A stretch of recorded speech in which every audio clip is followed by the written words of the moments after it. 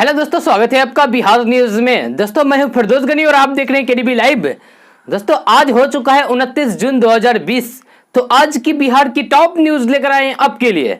दोस्तों video start करने से पहले आपसे एक रिक्वेस्ट है, अगर आप नए आए इस चैनल पर तो चैनल को सब्सक्राइब करके बेल आइकन को भी प्रेस कर दीजिए और साथ में वीडियो को लाइक कीजिए, अपने दोस्तों के साथ शेयर भी कीजिए। तो चलिए दोस्तों ये स्टार्ट करते हैं आज का न्यूज। भारतीय मौसम विभाग के ताजा अपडेट में कहा गया है कि बिहार में मानसून पूरी तरीके से सक्रिय रहेगा। राज्य के कई जगहों पर भारी बारिश और वज्रपात की आशंका जताई गई है और इसी वजह से राज्य में 48 घंटे का अलर्ट जारी किया गया है। मौसम विभाग के अनुमान के मुताबिक अगले 2 दिनों तक 100 मिलीमीटर बारिश होने की आशंका जताई गई है। मौसम विभाग ने पश्चिमी चंपारण, पूर्वी चंपारण, गोपालगंज, सिवान, अररिया, किशनगंज, कटिहार, सहरसा में तो रेड अलर्ट जारी किया गया है। यहाँ पर मूसलाधार बारिश के आसार हैं। विभाग की चेतावनी के बाद प्रशासन चौकन्ना हो गया है। उसने राज्य के 12 जिलों में एनडीआरएफ की टीम की तैनाती कर दी गई है। मौसम विभाग ने अपने पूर्वानुमान में सीतामढ़ी, मधुबनी, मुजफ्फरपुर, दरभंगा, वैशाली, शिवहर, समस्तीपुर, पूर्णिया, मधेपुरा, सुपौल और किशनगंज में भारी बारिश होने की आशंका जताई गई है। यहां अगले 48 घंटों का अलर्ट जारी किया गया है।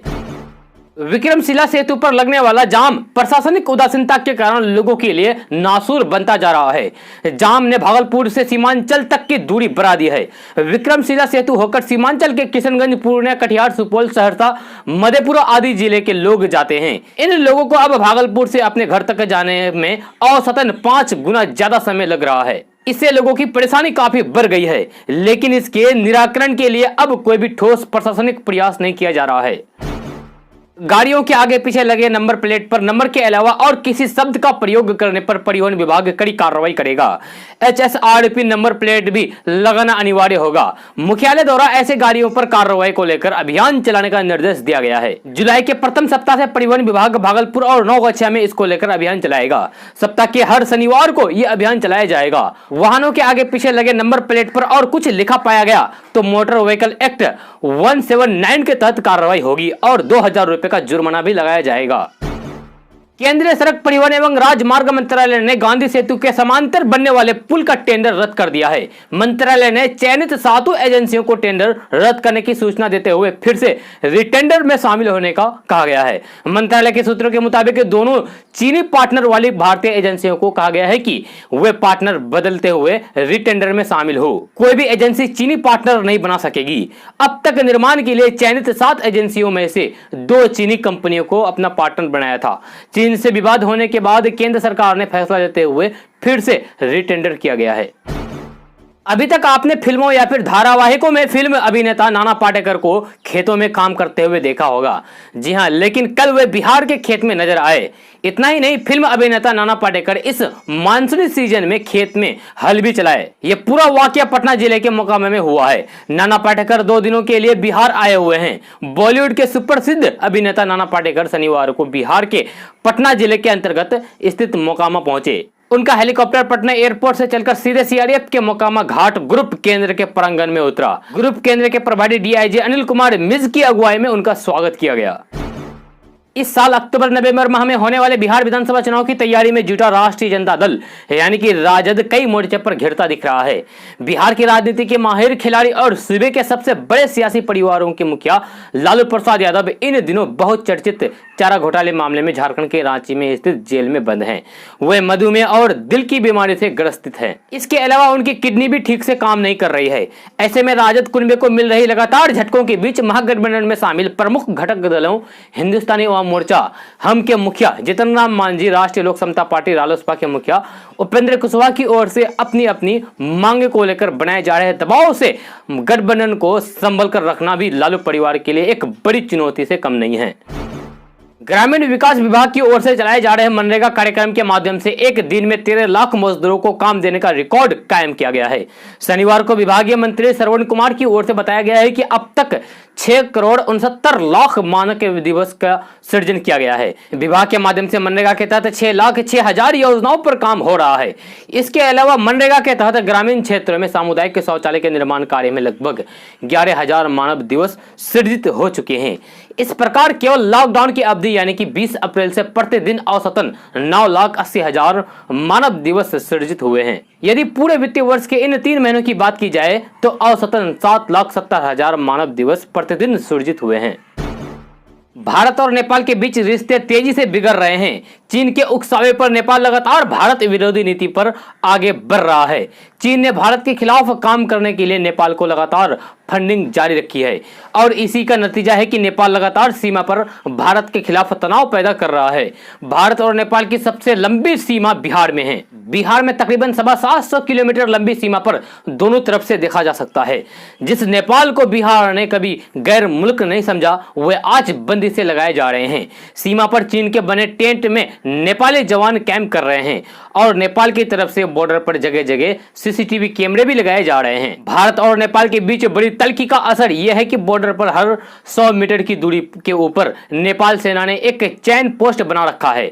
सीमा पर नेपाल आर्म्ड फोर्स के जवान तैनात है। बिहार में इस साल चुनाव होने वाला है, जिसकी तैयारियां जोरों पर चल रही है। संक्रमण को देखते हुए चुनाव आयोग इस साल बिहार में 33,000 नए मतदान केंद्र का गठन करने जा रही है। इसकी जानकारी खुद चुनाव आयोग ने दी है। मिली जानकारी के मुताबिक बिहार विधानसभा चुनाव में मतदान केंद्र की संख्या 72,000 से बढ़कर 1,06,000 से अधिक हो जाएगी। बिहार के मुख्य निर्वाचन पदाधिकारी द्वारा सभी जिला अधिकारियों द्वारा बूथों का भौतिक सत्यापन कराया गया है, जिसके बाद यह फैसला लिया गया है। आपको बता दें कि राज्य में ग्रामीण क्षेत्र में कुल 64,485 बूथ गठित हैं, जबकि शहरी क्षेत्र में 8,238 बूथ स्थापित हैं।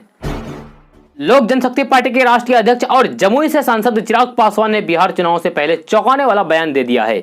उन्होंने अपने पार्टी कार्यकर्ताओं को कहा है कि बिहार में गठबंधन का स्वरूप बदल रहा है और पार्टी कार्यकर्ताओं को हर परिस्थिति के लिए तैयार रहना चाहिए। वीडियो कॉन्फ्रेंस के जरिए पार्टी कार्यकर्ताओं को संबोधित करते हुए चिराग पासवान ने पार्टी कार्यकर्ताओं से यह भी कहा है कि लोक जनशक्ति पार्टी को बिहार चुनाव को लेकर अपनी तैयारियां पूरी रखनी चाहिए। उन्होंने कहा कि अगर जरूरत पड़ी तो एलजेपी को अकेले चुनाव लड़ने के लिए भी तैयार रहना चाहिए। चिराग पासवान ने कहा है कि नेताओं और कार्यकर्ताओं को चुनाव में किसी भी परिस्थिति का सामना करने के लिए तैयार रहना चाहिए। चिराग पासवान के इस बयान से बिहार में आने वाले चुनाव से पहले एक बार फिर से क्यास लगने शुरू हो गए हैं।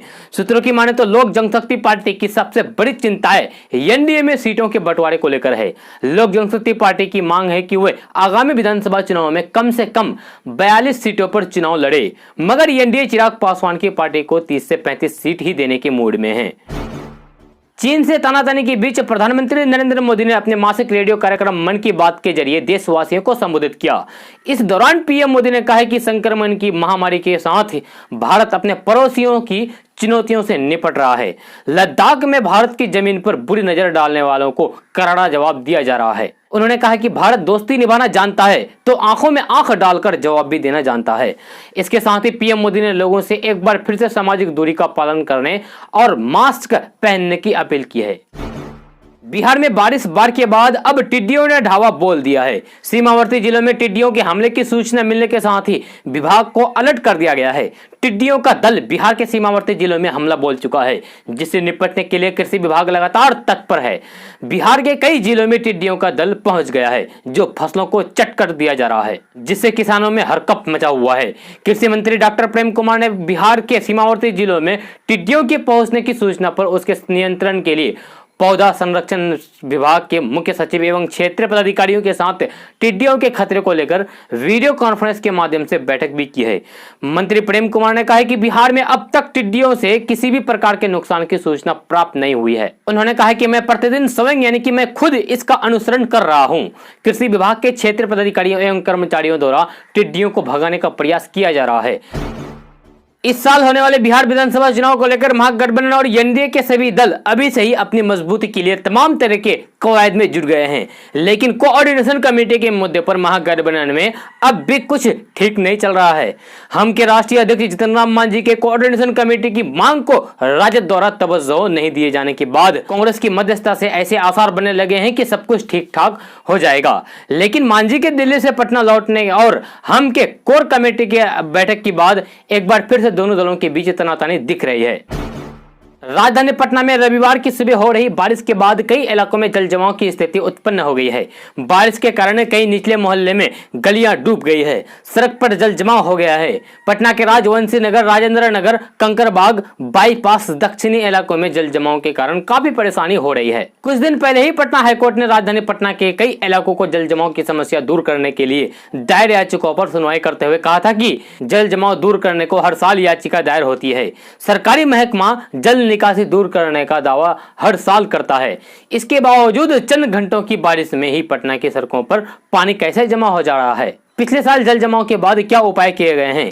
कोर्ट ने इस मामले में राज्य सरकार से जवाब तलब किया है। सरकार सहित नगर निगम को कार्रवाई रिपोर्ट पेश करने का आदेश दिया है। खरीफ में किसानों का सबसे महत्वपूर्ण नक्षत्र आदर हो और पानी का सुतार हो तो किसान घर में कैसे बैठ सकते हैं? ये दोनों अनुकूल सहयोग राज्य में बना तो किसानों ने धान की रोपनी भी शुरू कर दी। आदर नक्षत्र में रोपनी पिछले 10 वर्षों से किसानों के लिए सपना बना हुआ था, लेकिन इस बार प्रकृति ने साथ दिया तो किसान भी इस मौके को हाथ से जाने नहीं देना चाहते हैं। राज्य में बीज डालने का काम तो लगभग 60% से अधिक हो गया, लेकिन 19 जिलों में किसानों ने रोपनी भी शुरू कर दी है। हालांकि अभी रोपनी का काम वही किसान कर रहे हैं जिन्होंने रोहिणी नक्षत्र के पहले या दूसरे दिन ही बीज डाल दिया था। अगर बाढ़ नहीं आई तो इन किसानों के घर फसल से भर जाएंगे। आदर्श नक्षत्र धान की रोपनी के सबसे महत्वपूर्ण होता है, लेकिन हाल के वर्षों में पानी का ऐसा अनुकूल मौका किसानों को नहीं मिलता था। राज्य में रोपनी का काम अभी लगभग 3% ही हो सका है। सारण, शिवहर, मुजफ्फरपुर, पूर्वी चंपारण, पश्चिमी चंपारण, सीतामढ़ी, शिवहर, वैशाली, दरभंगा, मधुबनी और समस्तीपुर जिलों में तो रोपनी काम तेजी से चल रहा है। शेखपुरा, खगड़िया, बांका, सहरसा, किशनगंज और अररिया के किसानों ने भी रोपनी शुरू कर दी है। अब तक इन जिलों में लगभग 1,05,000 हेक्टेयर में रोपनी हो चुकी है। चुनावी साल में लालू प्रसाद यादव के सबसे मजबूत समीकरण MY में से M समीकरण पर जेडीयू की नजरें टिक गई है और इस समीकरण में सेंध लगाने के लिए जेडीयू ने लालू प्रसाद यादव के गांव फुलवरिया को चुन लिया है। जेडीयू के अल्पसंख्यक प्रकोष्ठ के प्रदेश अध्यक्ष तनवीर अख्तर की अगुवाई में पार्टी के कई मुस्लिम नेता और कार्यकर्ता 29 जून को फुलवरिया पहुंचकर वहां के मुस्लिम समाज को बताएंगे कि लालू प्रसाद राबड़ी देवी राज्य में 15 साल में मुस्लिम समाज के विकास के लिए क्या कुछ किया, वही नीतीश राज्य में 15 साल में मुस्लिम समाज के विकास के लिए क्या क्या कार्य हुए हैं। भारत और चीन के बीच चल रहे विवाद के कारण लोगों में आक्रोश देखने को मिल रहा है। जहां लोग चीनी वस्तुओं का बहिष्कार कर रहे हैं, वहीं अब बोधगया में सभी होटल और रेस्टोरेंट वालों ने चीनी यात्रियों की एंट्री पर बैन लगा दिया है। बोधगया होटल एसोसिएशन एवं बोधगया रेस्टोरेंट एसोसिएशन ने एक बैठक करके यह निर्णय लिया गया है। बोधगया होटल एसोसिएशन ने confederation of India traders association के साथ मिलकर चीनी उत्पादकों और चीनी पर्यटकों का बोधगया में बहिष्कार करने का फैसला किया है। अब चीनी नागरिकों को यहाँ रहने के लिए कोई भी कमरा नहीं दिया जाएगा। बिहार के 2 IAS अधिकारियों को अतिरिक्त प्रभार दिया गया है। लघु जल संसाधन विभाग में विशेष सचिव के पद पर तैनात गोपाल मीणा को अपर मुख्य निर्वाचन पदाधिकारी का अतिरिक्त प्रभार दिया गया है। इसके अलावा निर्वाचन विभाग में ही दूसरे IAS अधिकारी की अतिरिक्त तैनाती की गई है। श्रम संसाधन विभाग में श्रम आयुक्त के पद पर तैनात रंजिता को अपर मुख्य निर्वाचन पदाधिकारी निर्वाचन विभाग के पद पर अतिरिक्त प्रभार दिया गया है। IAS रंजिता श्रम आयुक्त के अलावा पहले से नियोजन एवं प्रशिक्षण श्रम संसाधन विभाग में निदेशक के पद का अतिरिक्त प्रभार संभाल रही है। बिहार में जिस तरीके से 2 IAS अधिकारियों को निर्वाचन विभाग में तैनात किया गया है, वो इस बात का संकेत है कि सरकार अब विधानसभा चुनाव की तरफ कदम आगे बढ़ा रही है। केंद्र सरकार की सुकन्या समृद्धि योजना आम आदमी में बहुत फेमस है, इसलिए इस पर आने वाले हर फैसले पर आम आदमी की निगाहें टिकी रहती है। आपको बता दें कि केंद्रीय प्रत्यक्ष कर बोर्ड CBDT ने वित्त वर्ष 2019-20 के दौरान टैक्स छूट पाने सुकन्या समृद्धि जैसी योजनाओं में निवेश के लिए समय सीमा 1 महीने बढ़ाकर 31 जुलाई 2020 कर दी है। इसका मतलब साफ है कि टैक्स छूट पाने के लिए 1 महीने का समय और मिल गया है। साथ ही जिन्होंने अभी तक सुकन्या खाते में पैसा जमा नहीं किए हैं, वो 1 महीने के अंदर 250 रुपये जमा कर सकते हैं। मौजूदा समय में इस पर 7.6% ही दर से ब्याज मिल रहा है। 30 जून तक गांधी सेतु के नवनिर्मित पश्चिमी लेन को चालू करने का लक्ष्य रखा गया था, जिसे पूरा करना संभव नहीं दिख रहा है। इसमें कम से कम 1 महीना और लगेगा। स्टील से निर्मित सुपरस्ट्रक्चर के 45 में से अब तक केवल 20 स्पेन की पिचिंग हुई है और 25 की पिचिंग बाकी है। ऐसे में जुलाई अंत से पहले इसे पूरा करना संभव नहीं होगा, क्योंकि मानसून के कारण बीच बीच में बारिश भी होती रहेगी। दोस्तों आज का न्यूज़ बस ऐसा। कैसा लगा आप लोगों को आज का न्यूज़? जरूर अपना सुझाव दीजिएगा, नीचे कमेंट बॉक्स में कमेंट करिए। अगर आप नए हैं इस चैनल पर तो चैनल को सब्सक्राइब करके बेल आइकन को भी प्रेस कर दीजिए और साथ में वीडियो को लाइक कीजिए, अपने दोस्तों के साथ शेयर भी कीजिए। तो चलो दोस्तों फिर मिलते हैं अगली वीडियो में।